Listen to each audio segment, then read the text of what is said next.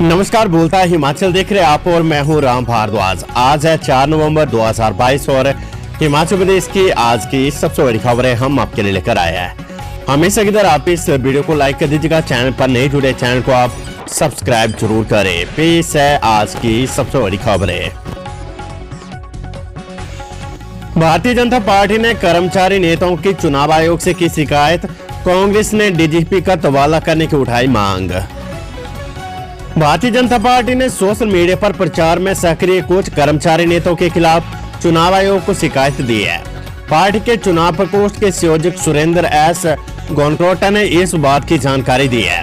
उन्होंने कहा कि मुख्य चुनाव अधिकारी को हिमाचल प्रदेश में न्यू पेंशन स्कीम कर्मचारी संघ एनपीएस एचपी के पदाधिकारी कुछ सरकारी कर्मियों को चुनाव आचार संहिता का उल्लंघन करने और कांग्रेस के समर्थन में अपने सदस्यों को वोट करने की अपील के खिलाफ शिकायत की है।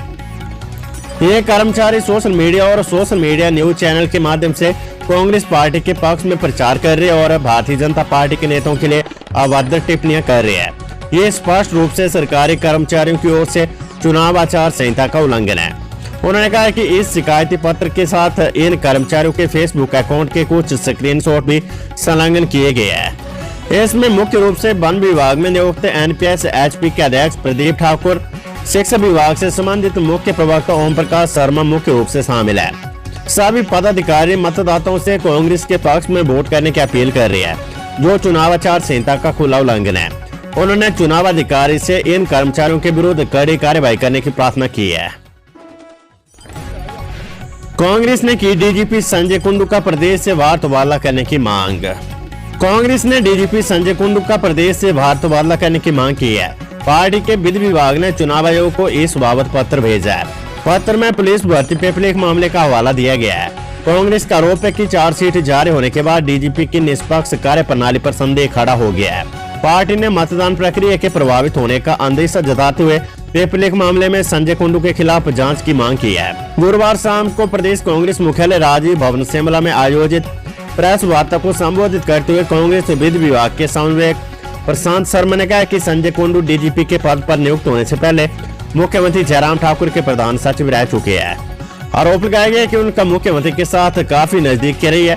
ऐसे में मतदान प्रक्रिया प्रभावित हो सकती है। विधानसभा चुनाव 282 शिकायतों पर 100 मिनट के भीतर कार्रवाई। हिमाचल प्रदेश में हो रहे विधानसभा चुनावों में शराब पैसे बांटने की बहुत कम शिकायतें चुनाव आयोग को मिली है, जबकि ज्यादातर शिकायतें प्रतिबंधित स्थानों पर बिना अनुमति के बैनर या पोस्टर लगाने से संबंधित है। विधानसभा चुनावों में इस बार चुनाव आचार संहिता के उल्लंघन की 282 शिकायतों पर 100 मिनट के अंदर कार्रवाई हुई है। ये शिकायतें चुनाव आयोग को सी विजिल ऐप में आई थी। इनमें से 193 शिकायतों का चुनाव आयोग को निपटारा हो चुका है। बाकी शिकायतों पर कार्रवाई की जा रही। विधानसभा चुनाव में इस बार प्रत्याशियों के लिए आदर्श आचार संहिता के उल्लंघन की शिकायत करना आसान हो गया है। चुनाव आयोग ने लोगों की सुविधा के लिए सी विजिल ऐप लॉन्च किया है। विधानसभा चुनाव जेपी नड्डा बोले, कांग्रेस ने प्रोजेक्ट लटकाए, हमने सिरे चढ़ाए। भाजपा के राष्ट्रीय अध्यक्ष जेपी नड्डा ने कहा कि राजनीति में अर्जुन की तरह मछली की आंख पर नजर होनी चाहिए और वे आंख कमल का फूल है। 12 नवंबर को लोकतंत्र के पर्व में आहुति डालिए। ये भी ध्यान रखिए कि गांव में कोई भी व्यक्ति न रह जाए जो कमल के बटन पर मोहर न लगाए। बुधवार को सदर विधानसभा क्षेत्र के तहत कंदरोई, पंजगई, मादरी घाट, हरलोग और कुटेड़ा में आयोजित चुनावी जनसभा को संबोधित करते हुए जेपी नड्डा ने कहा कि जब भी चुनाव का समय आए तो ये ध्यान जरूर रखें कि आपको किस सरकार ने सहूलियतें प्रदान की है। हाल में विकास की गाथा को गिनाते हुए नड्डा ने कहा कि हाइड्रो इंजीनियरिंग कॉलेज बांग्लाधार का ताज बना है। कांग्रेस ने इस कॉलेज को 5 साल तक लटकाए रखा, लेकिन जब वे केंद्र में मंत्री बने तो दिल्ली में एमओयू किया गया और बजट का प्रावधान कर काम शुरू करवाया गया। कांग्रेस नेता आनंद शर्मा बोले, कांग्रेस से हिसाब मांगने वाले अपने 8 वर्षों का दे हिसाब। कांग्रेस से हिसाब मांगने की बजाय प्रधानमंत्री, गृह मंत्री और अन्य केंद्रीय नेताओं को अपने 8 वर्षों का हिसाब जनता को देना चाहिए। पूर्व केंद्रीय मंत्री आनंद शर्मा ने वीरवार को शिमला में आयोजित पत्रकार वार्ता में ये बात कही है। इस दौरान उन्होंने बेरोजगारी और महंगाई पर भी भाजपा के शीर्ष नेतृत्व पर सवाल खड़े किए। उन्होंने कहा कि प्रधानमंत्री के साथ ही अन्य मंत्री प्रदेश में चुनावी प्रचार में आ रहे हैं। ऐसे में उन्हें बेरोजगारी और महंगाई पर भी जनता के सामने स्थिति स्पष्ट करनी चाहिए। कांग्रेस नेता ने कहा कि आज देश में बेरोजगारी अलग स्तर पर है और ये बहुत गंभीर मामला है। आनंद शर्मा ने कहा कि कांग्रेस नेता हिमाचल आए तो वे पर्यटन हो गया और यदि भाजपा नेता आए तो वे राष्ट्र सेवा होगी। उन्होंने कहा कि ये भाजपा का दोहरा मापदंड है। न्याक की टीम ने एचपीयू के हॉस्टलों और परीक्षा शाखा का किया निरीक्षण। विश्वविद्यालय अनुदान आयोग यूजीसी की टीम ने दूसरे दिन हिमाचल प्रदेश विश्वविद्यालय एचपीयू के हॉस्टलों का निरीक्षण किया। इस दौरान न्याक की टीम के सदस्यों ने हॉस्टलों में विश्वविद्यालय प्रशासन की ओर से प्रदान की जा रही सुविधाओं का जायजा लिया। इसके अलावा हॉस्टलों में ठहरे विद्यार्थियों से बातचीत भी की। बातचीत के दौरान न्याक की टीम ने हॉस्टलों से संबंधित अपडेट ली। इस दौरान विश्वविद्यालय में कितने हॉस्टल और कितने लड़के और लड़कियां हॉस्टल में रहते और हॉस्टल आवंटन की प्रक्रिया आदि से संबंधित जानकारी हासिल की। चुनाव 7,800 मतदाताओं ने डाक मतपत्र से डाला वोट। मतदान के 2 घंटे बाद आंब के 106 वर्षीय बीरू राम का निधन। हिमाचल प्रदेश विधानसभा चुनाव के लिए विशेष श्रेणी के मतदाताओं के वर्ग में 80 वर्ष से अधिक आयु वर्ग, दिव्यांग और अनिवार्य सेवाओं के 7,800 मतदाताओं ने गुरुवार को डाक मतपत्र के माध्यम से मतदान किया है। इनमें 80 वर्ष से अधिक आयु के 6,445, 1,314 दिव्यांग और 41 अनिवार्य सेवाओं के मतदाता शामिल है।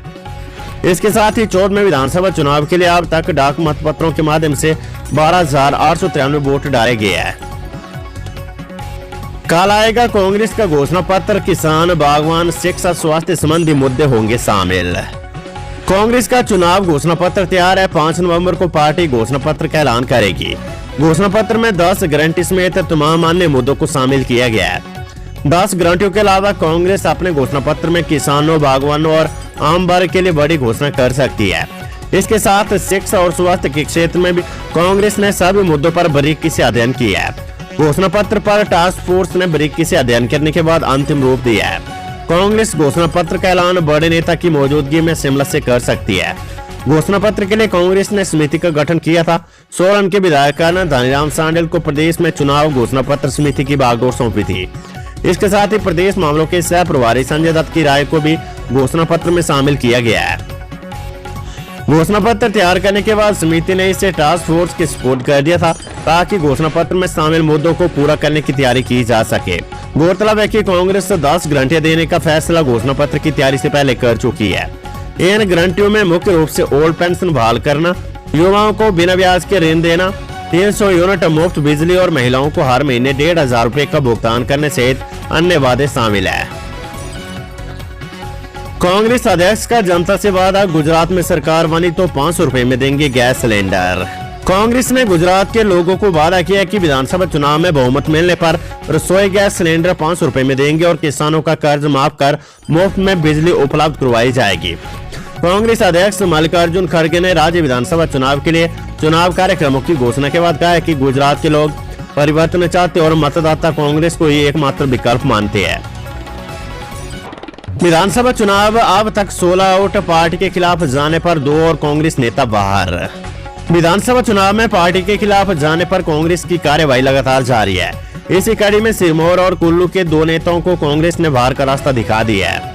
इन नेताओं को बाहर करने के साथ ही अब कांग्रेस से हटाए गए नेताओं की संख्या 16 पहुंच गई है।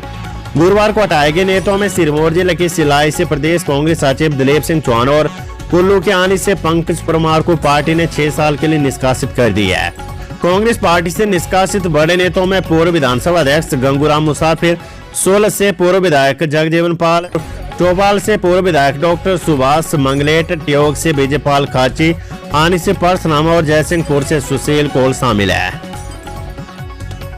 न्यायाधीश बरोवालिया बने हिमाचल प्रदेश के नए लोकायुक्त, राज्यपाल ने दिलाई शपथ। हिमाचल प्रदेश उच्च न्यायालय के न्यायाधीश चंद्रभूषण बरोवालिया राज्य के नए लोकायुक्त नियुक्त किए गए हैं। न्यायमूर्ति बरोवालिया को गुरुवार को यहां राजभवन में राज्यपाल राजेंद्र विश्वनाथ आर्लेकर ने पद और गोपनीयता की शपथ दिलाई है। उल्लेखनीय कि राज्य सरकार ने हिमाचल लोकायुक्त विधेयक में संशोधन करने के बाद उच्च न्यायालय के न्यायाधीश को लोकायुक्त बनाया है। अभी तक लोकायुक्त के लिए केवल उच्च न्यायालय के सेवानिवृत्त मुख्य न्यायाधीश या उच्चतम न्यायालय के न्यायाधीश ही लोकायुक्त बन सकते थे। राज्य में लोकायुक्त का पद वर्ष 2017 से रिक्त था। लोकायुक्त पद से उच्चतम न्यायालय के पूर्व न्यायाधीश एल.एस. पंटा के बाद से इस पद पर किसी की नियुक्ति नहीं हुई है। राज्य में अभी तक सिर्फ 2 लोकायुक्त ही अपनी सेवाएं दे सके हैं। नगर निगम में पेट्रोल के नाम पर लाख रुपए का घपला, चार्जशीट करने की तैयारी। नगर निगम शिमला में पेट्रोल के नाम पर हर महीने लाख रुपए का घपला चल रहा था। शहर से कूड़ा ढोने वाली कई गाड़ियों के चालक हर महीने गोलमाल कर नगर निगम को 3 से 4 लाख रुपए की चपत लगा रहे थे। घपले का खुलासा होने के बाद निगम प्रशासन ने इस मामले में जांच बैठा दी है। एक चालक को चार्जशीट करने की तैयारी भी कर ली है और कुछ अन्य चालक भी जांच के दायरे में है। शहर में कूड़ा ढोने के लिए 17 गाड़ियां लगाई गई है। सुखविंदर सिंह सुक्खू बोले, जुमलों से गुमराह नहीं होगी हिमाचल की जनता। कांग्रेस प्रचार कमेटी के प्रमुख सुखविंदर सिंह सुक्खू भाजपा को तानाशाह वाली पार्टी करार दी है। उन्होंने भाजपा पर तंज कसते हुए कहा है कि इसे गुजरात के 2 नेता ही चला रहे हैं। भाजपा में अन्य किसी नेता को बोलने की इजाजत नहीं है। जो बोलते हैं उसे मार्गदर्शन मंडल का सदस्य बना दिया जाता है। उन्होंने कहा कि दिल्ली से हिमाचल आने वाले नेताओं के जुमलों से हिमाचल की जनता गुमराह होने वाली नहीं है।